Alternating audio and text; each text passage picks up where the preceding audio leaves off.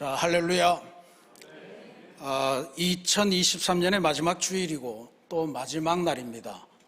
여러분들 오늘 빗길 가운데 오시느라고 수고하셨고 또 한 해 동안 참 수고 많이 하셨습니다. 우리 전후좌우 살피면서 인사 한번 할까요? 수고 많이 하셨습니다. 수고 많이 하셨습니다.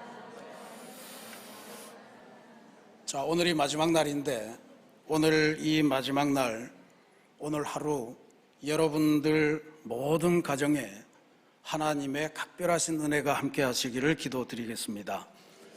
2023년 수고하고 애쓰며 살아셨잖아요. 아마 가슴마다 마음마다 다양한 회한의 감정이 있으리라 믿습니다.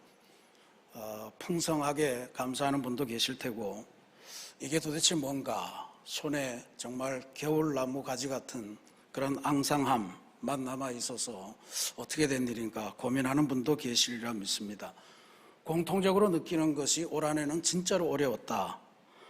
그리고 더더욱 어려운 것은 그게 아직 끝나지 않았다라고 하는 사실인데, 그래도 오늘 하루 여러분 가정과 인생 위에 성탄하신 주님의 빛, 임마누엘 하나님의 놀라운 약속이 함께 하시기를 간절히 기도드리겠습니다. 오늘 저녁에 송구영신 예배 있기 때문에 주일 예배는 제끼자 이렇게 생각하신 분들이 꽤 있으실 것 같아요.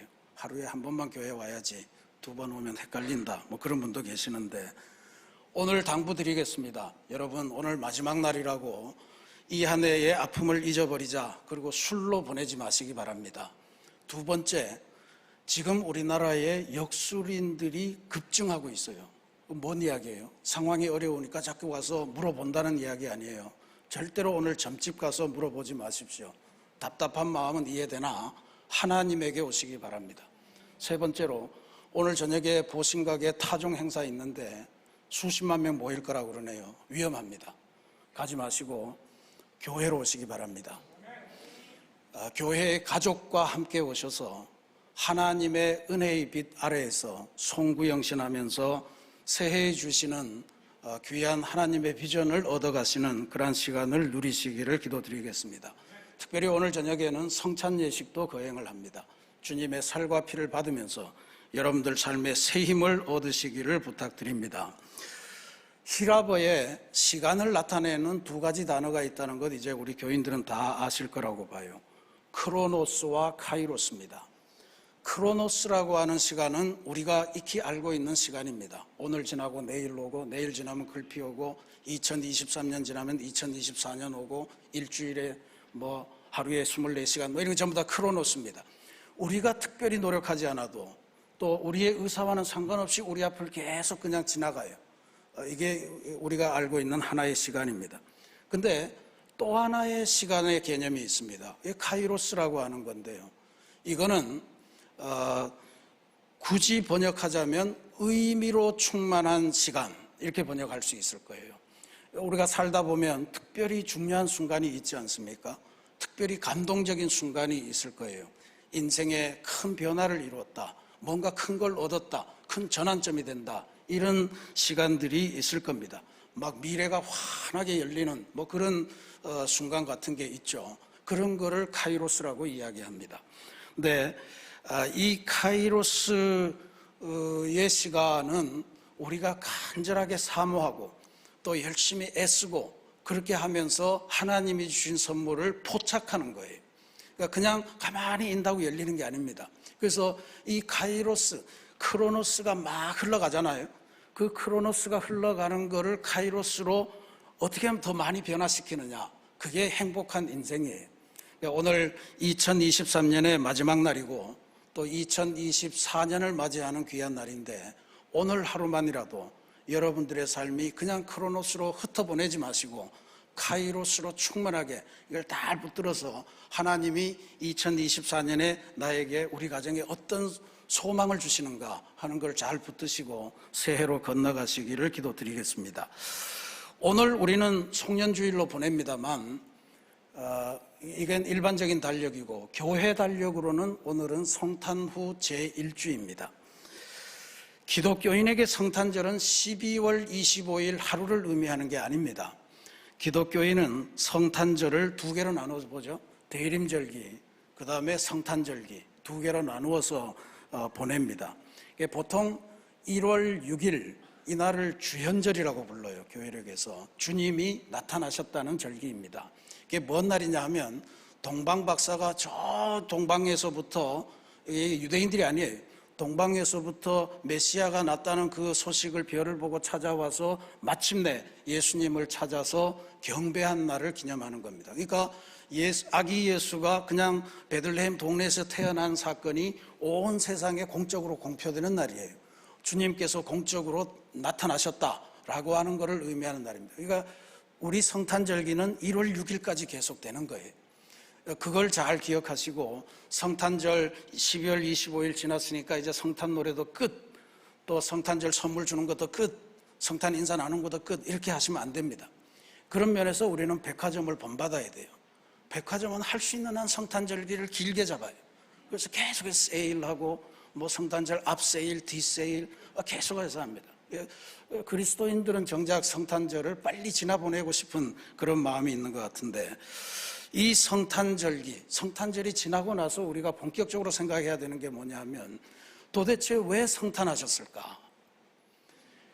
하나님인데, 창조주 하나님이신데 하늘에서 대충 보시고 해결하실 수 없었나? 그런 의문을 품으셔야 됩니다.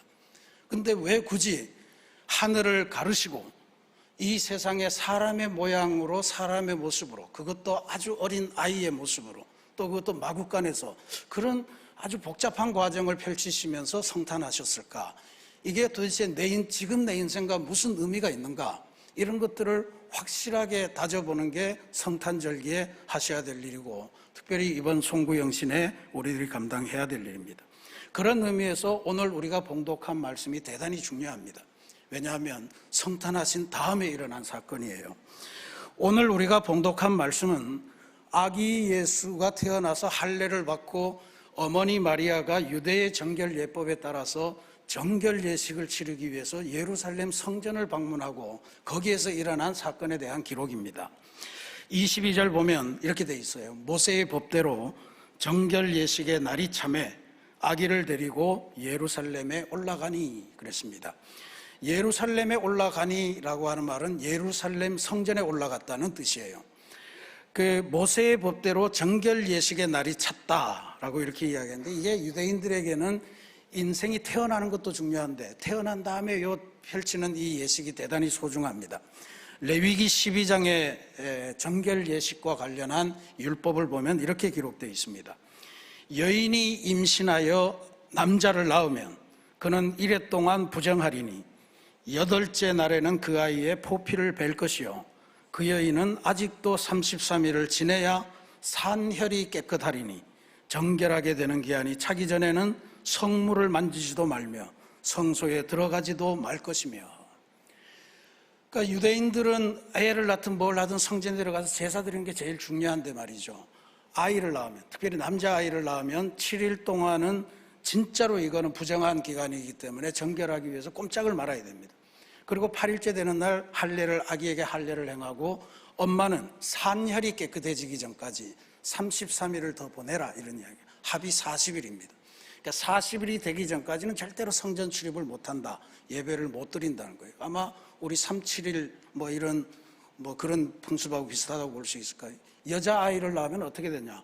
배로 해야 됩니다. 80일 동안 꼼짝 말고 있다가 80일이 지나야 성전에 갈 수 있는 거예요.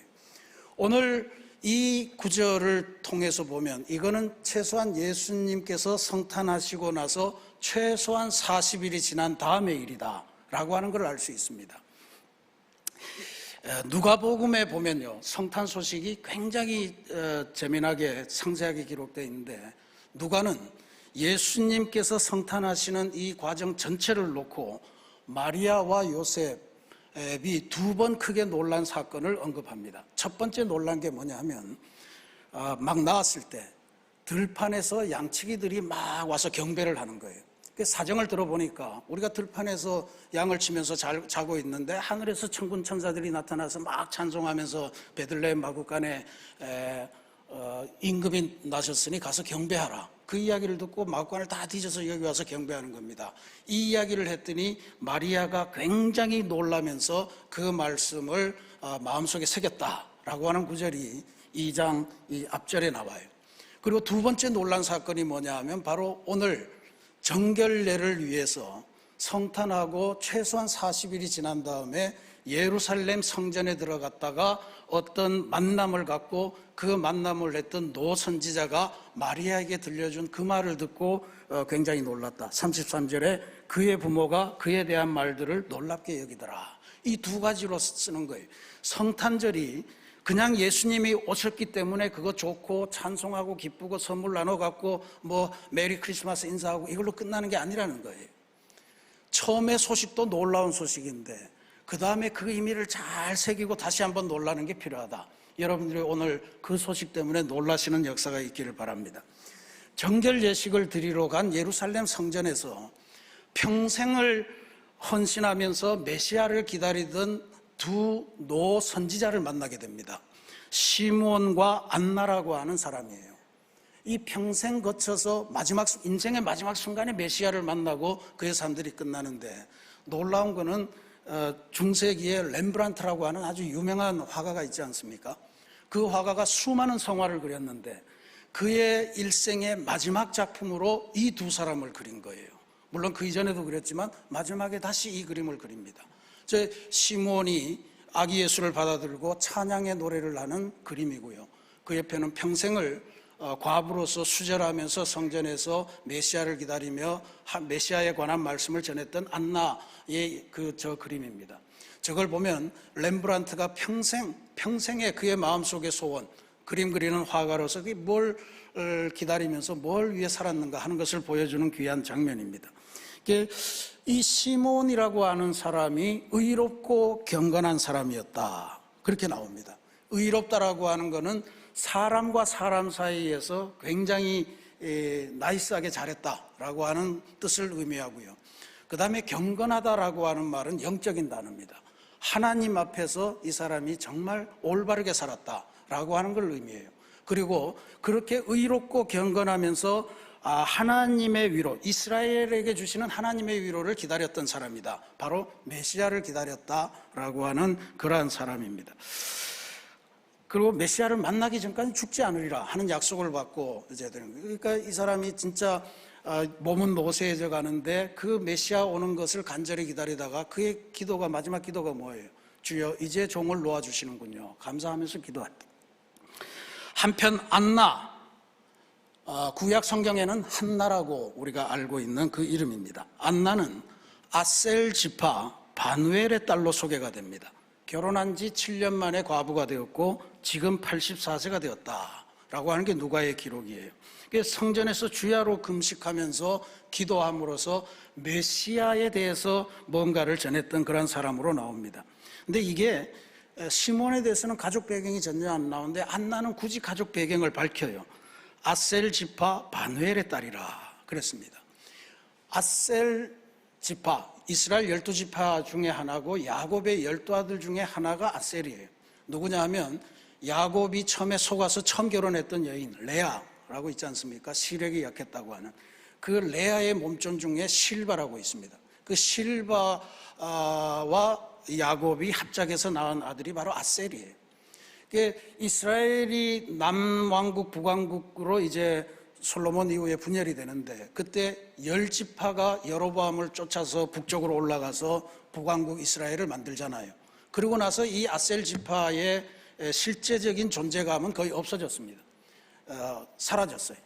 근데 이 안나의 집안만은 우리 집안의 정통성, 우리는 아셀 지파의 후예로서 이런 신앙을 가져간다 라고 하는데 이 아버지의 이름이 굉장히 의미심장합니다. 바누엘이라고 그러잖아요. 바누엘.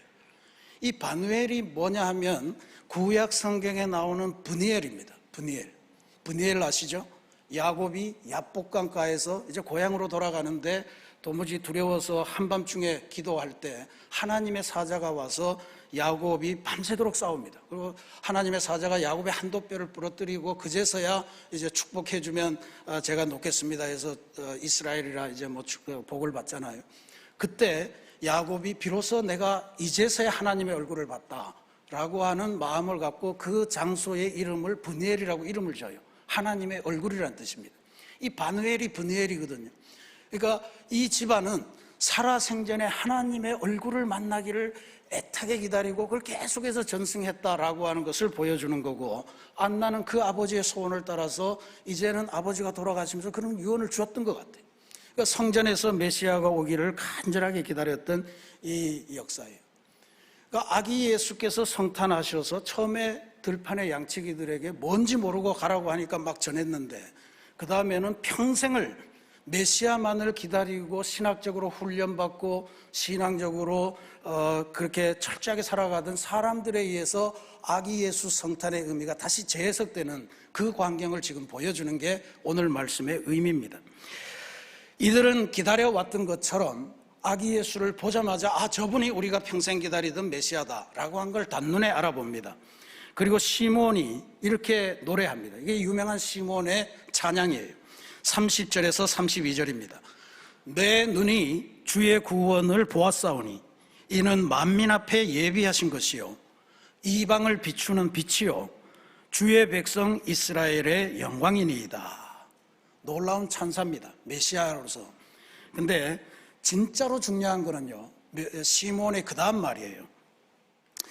시몬은 그 다음에 앞으로 메시아가 와서 이 세상에 무슨 변화가 생길 건가, 이게 오늘 우리 인생의 변화하고도 굉장히 중요하게 연결됩니다. 좀 무서워요. 34절 35절입니다. 보라, 이는 이스라엘 중 많은 사람을 패하거나 흥하게 하며 비방을 받는 표적이 되기 위하여 세움을 받았고 또 칼이 내 마음을 찌르듯 하리니 너는 여러 사람의 마음의 생각을 드러내려 함이니라.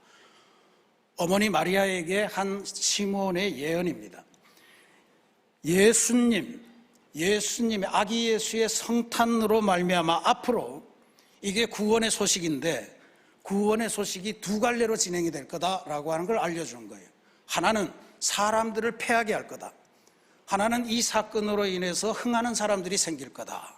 패함과 흥함의 역사가 주님의 성탄으로 나타날 거다라고 하는 거예요. 처음 본 아기를 보고 부모님에게, 우리 교회도 아기가 처음 예배당에 오면 제가 안고 기도를 하지 않습니까? 이걸 헌화 기도라고 그래요. 하나님에게 아이를 봉헌한다 하는 뜻인데, 그때 저는 절대 이렇게 기도 안 합니다. 절대 이렇게 기도 안 해요.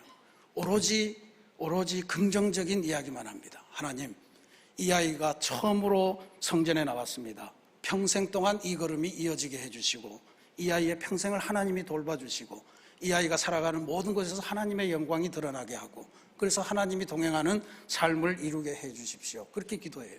그래야 되지 않겠습니까? 이 아이로 인해서 패하는 사람이 있을 겁니다. 그 어떻게, 부모님이 어떻게 생각하겠어요? 아기 예수의 성탄인데 그 성탄으로 인해서 패배하는 사람이 있는가 하면 흥왕하는 사람이 있을 것이다 라고 하는 것을 전했다, 이런 거예요. 그러니까 이게, 이런 말씀을 곱씹어 보면 처음에 성탄하실 때 들려줬던 소식도 우리가 새롭게 읽을 필요가 있습니다. 우리 통상 하늘에서 천군 천사들이 그 들판에 양치는 목자들에게 전해준 소식의 내용을 이렇게 외웁니다. 하늘에는 하나님께 영광이요 땅에서는 모든 사람에게 평화로다. 근데 그렇게 돼 있지 않아요. 그렇게 돼 있지 않습니다. 막연하게 모든 사람에게 평화가 아니에요. 이렇게 돼 있습니다. 천사들은 지극히 높은 곳에서는 하나님께 영광이요 땅에서는 하나님이 기뻐하신 사람들 중에 평화로다. 조건이 달려있네요. 단서가 달려있어요. 하나님이 기뻐하시는 사람들이어야 이 성탄으로 말미암아 하늘의 평화를 누리게 될 거다라고 하는 말씀을 준 거예요. 아기 예수의 성탄으로 인해서 흥왕을 하고 회복하고 소망을 갖고 새 인생으로 걸어가는 사람이 있는가 하면, 그렇지 않고 아기 예수의 성탄으로 인해 두려움을 갖고 뭔가 찝찝함을 느끼고 껄끄러움을 느끼고 그러는 사람들이 있다는 이야기예요. 후자의 대표적인 경우가 누구예요? 성경 안에 나타나는 건 바로 헤로드 왕 아니었어요. 당대의 실질적인 권력을 쥐고 있는 헤로드 왕이었습니다. 당장 이 땅을 다스리는 메시아가 왔다고 하니까 자기 자리를 염려했어요. 그래서 어떻게 하면 그 아이를 찾을 수 있나, 나도 가서 경배할 테니까 알려달라 이러면서 거짓말 하잖아요. 동방 박사들이 결국 하나님의 지시를 받고 그냥 헤롯을 만나지 않고 그냥 가버렸더니 헤롯이 어쩔 수 없이 그때 무렵에 태어났을 법한 2살 이하의 모든 남자아이는 다 죽여라. 어마어마한 학살 명령을 내리잖아요. 이게 주님의 성탄이 왔음에도 불구하고 인생의 패배로 가는 인생이 있었다라고 하는 걸 보여주는 증거입니다. 헤롯으로 끝나지 않습니다. 하나님을 진짜로 잘 믿는다고 했던 바리새인들, 사두개인들, 제사장들, 이 사람들 어땠습니까? 나타나신 빛 예수님을 어떻게 해서든지 십자가에 못 박아가려고 처음부터 아주 집요하게 함정을 파고 시험을 하고 그렇게 몰고 가면서 자기들의 운명을 이렇게 패배하는 인생으로 만들어갔던 거예요. 반면에 예수님의 오심으로 인생에서 부흥, 회복, 치유 이런 것들을 맛보았던 사람들이 또한 많습니다. 예수님의 공생의 기간에 주님을 만나고 주님과 접촉하고 주님에게서 만짐을 당하고 이러면서 병으로부터 마음의 병, 몸의 병, 모든 병으로부터 또 정신적인 소외 모든 것으로부터 벗어났던 수많은 사람들이 있습니다. 그 사람들은 예수님의 성탄으로 인해서 진짜 수지 맞은 사람들이에요. 하나님의 놀라운 회복 구원의 역사를 만났던 사람들입니다. 또 유대인에게는 멸시받았지만 예수님에게 칭찬받은 이방인들이 많아요. 10명의 나은 자들을 다 고쳐줬는데 유일하게 한 사람 찾아와서 예수님에게 감사 인사한 사람은 사마리아 사람이었습니다. 이런 사람들이 수많이 많았다. 예수님 쫓아다니면서 심령이 가난한 자는 복이 있나니 천국이 너희의 것이라. 지금 애통하는 자는 복이 있나니 너희가 하늘의 위로를 받을 것이라. 그걸 보면서 힘을 얻고 새 힘을 얻고 새 소망을 발견하고 새 인생을 살아갔던 수많은 사람들, 아마 그분들은 바로 예수님의 성탄으로 인해서 새 인생을 살아가고 흥왕의 기쁨을 누렸던 그런 사람들이라고 볼 수가 있습니다. 놀라운 예언 아닙니까? 아기 예수를 통해서 앞으로 이런 일이 펼쳐질 거다. 이런 일이 펼쳐질 거다. 그게 아기 예수를 평생을 기다렸던 노 선지자들의 증언이었다 하는 것을 기억할 필요가 있습니다. 그럼 오늘 우리는 다시 한번 생각해야 됩니다. 그때 시므온과 안나가 예언했던 그 예언, 지금 나하고는 어떤 상관이 있느냐? 그걸 기억하셔야 됩니다. 하나님이 나와 함께 하신다. 이름을 예수라 하라. 하나님이 구원하신다는 뜻이에요. 이름을 임마누엘이라 하리라. 하나님께서 함께 하신다는 이야기입니다. 도대체 그게 어쨌다는 이야기입니까?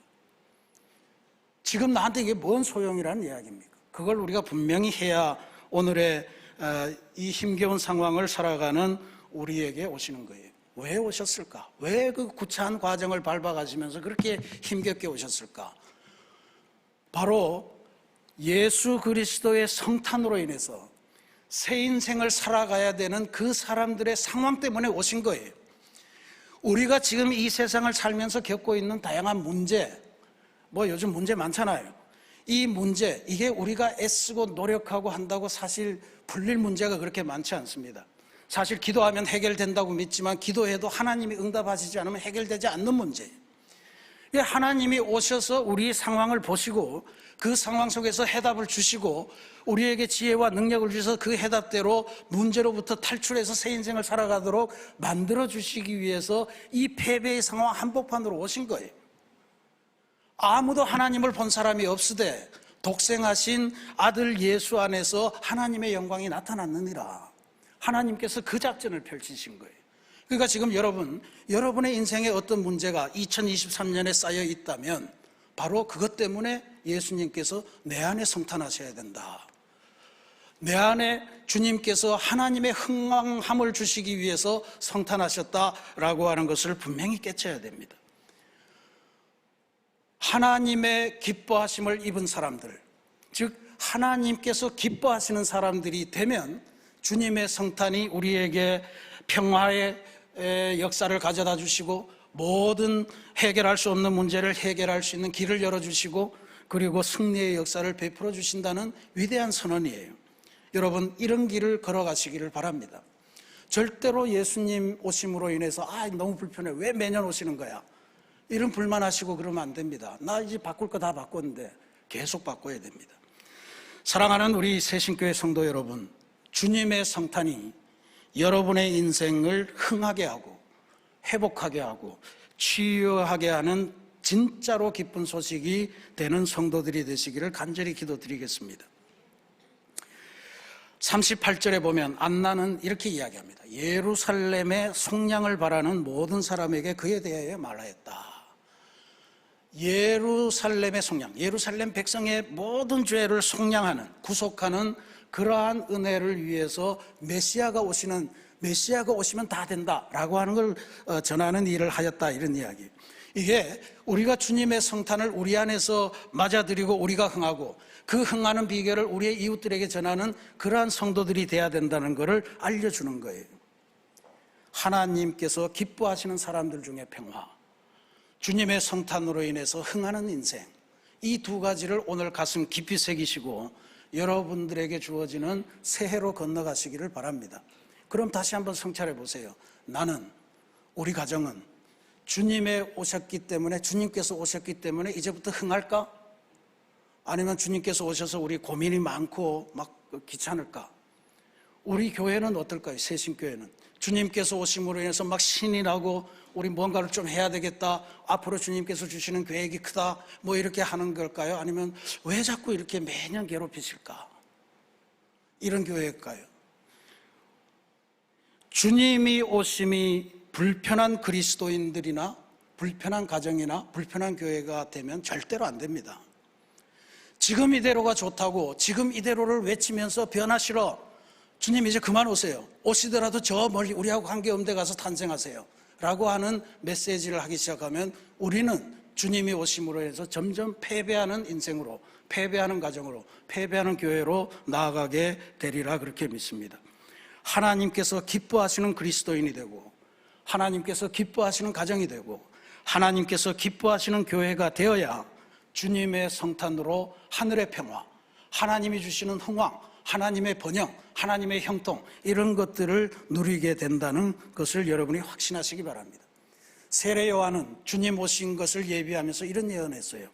모든 골짜기가 메워지고 모든 산과 작은 산은 낮아지고 굽은 것은 곧아지고 험한 길은 평탄해지고 모든 육체가 하나님의 구원을 보리라 그랬습니다.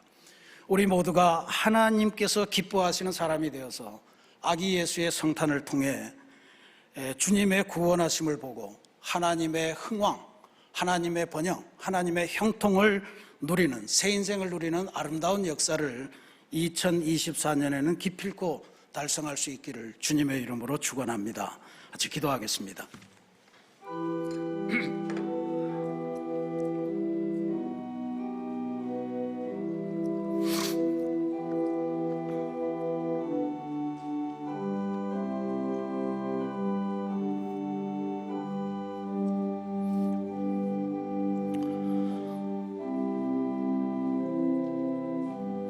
사랑의 하나님, 그저 주님이 오시면 자연스럽게 모든 땅에 하나님의 평화가 임할 것이라고 막연하게 믿었습니다. 근데 모든 사람에게가 아니고 하나님의 기뻐하심을 입은 사람들 중에 평화가 임한다고 했으니 바로 우리의 참여가 필요하다는 것을 알려주는 말씀인 줄로 믿습니다. 성탄의 기쁨으로 패하는 인생이 있는가 하면 흥하는 인생도 있다고 하셨으니 패하는 인생으로 가지 말고 적극적으로 성탄에 참여해서 주님의 성탄으로 말미암아 흥하고 하나님의 번영을 누리고 하나님의 형통을 누리는 귀한 그리스도인들, 또 우리의 가정, 우리 교회가 되게 주님 인도하여 주옵소서. 예수님의 이름으로 감사기도 드립니다. 아멘.